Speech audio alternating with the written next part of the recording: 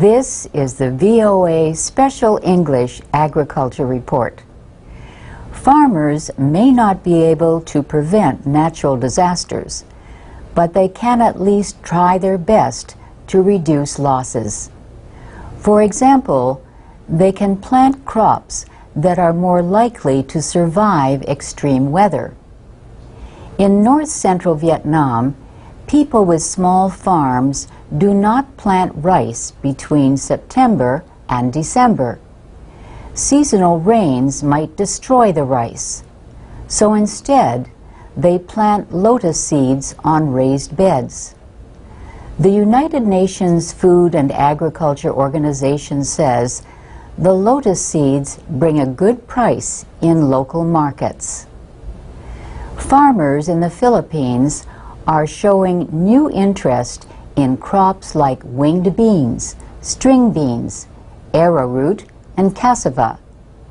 The Asian Disaster Preparedness Center says traditional crops like these can survive the fierce storms that often strike the islands. The United Nations says some African farmers grow Bambara groundnuts during long, dry periods.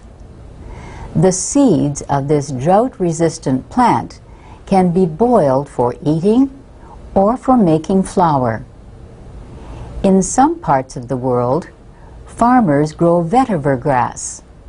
Researchers in Thailand wrote about vetiver in 2007 in the journal Science Asia.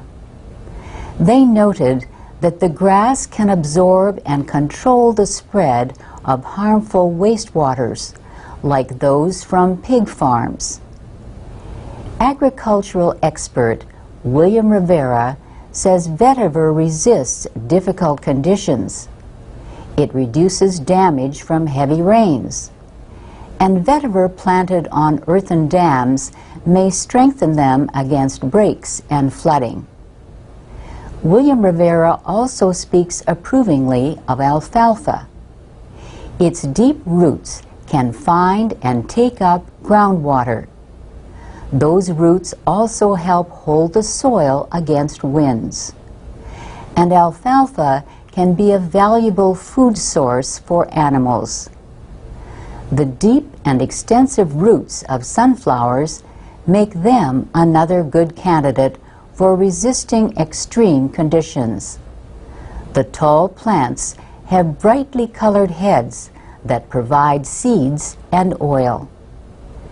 North Dakota grows more hectares of sunflowers than any other American state. But North Dakota is better known as a top wheat-producing state. Hans Kandel works at the North Dakota State University Extension Service in Fargo. He says farmers in some parts of North Dakota plant wheat that is ready to harvest in only about 100 days. That way, it can grow before the hot, dry months of July through September. And that's the VOA Special English Agriculture Report. You can find captioned videos of our reports along with transcripts and MP3s at voaspecialenglish.com. You can also post questions and comments.